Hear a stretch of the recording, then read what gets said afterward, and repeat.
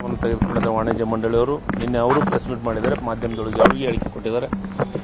ಯಾವುದೇ ಕಾರಣಕ್ಕೂ 2 ದಿವಸದೊಳಗಾಗಿ ಅವರು ಕ್ಷಮಾಪಣೆ ಕೇಳಲಿಲ್ಲ ಅಂತಂದರೆ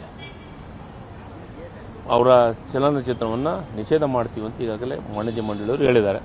ನಾನು ಇಲಾಖೆ ಮಂತ್ರಿಯಾಗಿ, ಕನ್ನಡ ಮತ್ತು ಸಂಸ್ಕೃತಿ ಇಲಾಖೆ ಮಂತ್ರಿಯಾಗಿ ವಾಣಿಜ್ಯ ಮಂಡಳಿಯವರಿಗೆ ವಿಶೇಷವಾಗಿ ಅಭಿನಂದನೆ ಹೇಳ್ತೀನಿ.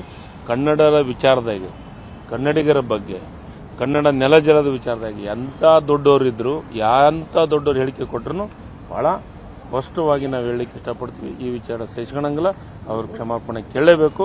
ಕೇಳಲಿಲ್ಲ ಅಂತಂದ್ರೆ ಏನು ಈಗ ನಿರ್ಧಾರ ಆಗಿದೆ ವಾಣಿಜ್ಯ ಮಂಡಳಿಯವರು ಅವ್ರ ಚಲನಚಿತ್ರವನ್ನು ನಿಷೇಧ ಇರಬೇಕಂತ ಇದು ನಿರ್ಧಾರ ಆಗಿದೆ. ಅದು ಆಗತ್ತೆ. ಅಲ್ಲ, ಶಿವರಾಜ್ ಕುಮಾರ್ ಅವರು ಹೇಳ್ತಿರುವಂಥದ್ದು ಇದನ್ನು ವಿದ್ಯುತ್ ಮಾಡಕ್ಕೆ ಹೋಗ್ಬೇಡಿ, ಇದನ್ನ ಅವ್ರು ಏನು ಹೇಳ್ಬೇಕು, ಯಾವ ಟೈಮ್ ಏನು ಹೇಳ್ಬೇಕು.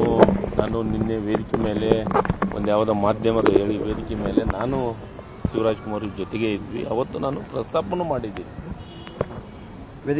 ವೇದಿಕೆ ಮೇಲೆ ಪ್ರಸ್ತಾಪ ಮಾಡಿದ್ದೀನಿ. ಇದು ಡಾಕ್ಟರ್ ರಾಜ್ಕುಮಾರ್ ಅವರು ಕನ್ನಡದ ವಿಚಾರದೊಳಗೆ, ಕನ್ನಡ ವಿಚಾರದೊಳಗೆ ಸಾಕಷ್ಟು ದುಡಿದಿದ್ದಾರೆ. ಕನ್ನಡಿಗರು ಅವ್ರ ಸಲಾಗೂ ದುಡಿದಂಥದ್ದು ಇದೆ. ಹೀಗಾಗಿ ನೀವು ಹಿರಿಯ ನಟನಾಗಿ ತತ್ಕ್ಷಣ ಅವರಿಗೆ ತಿಳಿ ಹೇಳುವಂಥ ಕೆಲಸವನ್ನು ಮಾಡಬೇಕು ಅಂತ ನಾನು ಈಗಾಗಲೇ ಅವ್ರಿಗೆ ವೇದಿಕೆ ಮೇಲೇ ಹೇಳಿದ್ದೀನಿ.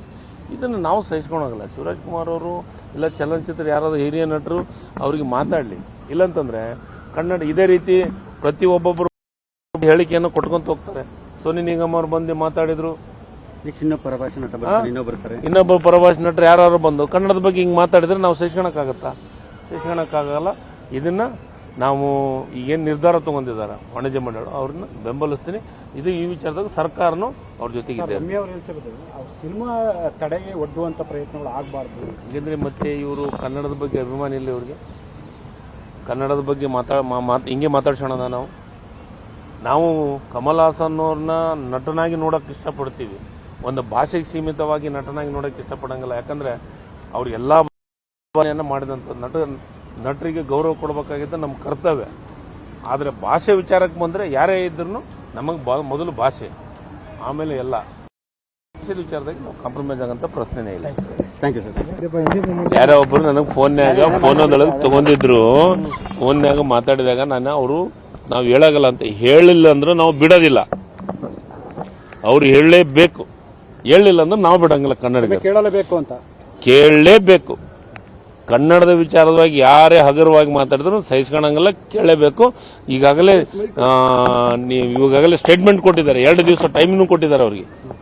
ಏನು ಇವತ್ತು ಅಥವಾ ನಾಳೆಗೆ ಅನ್ನೋದ್ರಾಗ ಅವ್ರು ಹೇಳಬೇಕು ಅಂತಂದು ಇವತ್ತು ಅವ್ರೇನು ಸ್ಟೇಟ್ಮೆಂಟ್ ಕೊಟ್ಟರಲ್ಲ. ನಾನು ಪತ್ರ ಬರೆದು ಬಿಟ್ಟಿದ್ದೀನಿ, ಆಲ್ರೆಡಿ ಬರ್ದಿದ್ದೀನಿ. ಇವತ್ತು ಹೇಳ್ತಾರೆ. ಇವತ್ತು ನೋಡೋಣ. ಹೇಳಿಲ್ಲ ಅಂದ್ರೆ ಅನಿವಾರ್ಯ ನಮ್ಮ ನಿರ್ಧಾರ ನಾವು ತಗೊಂತೀವಿ.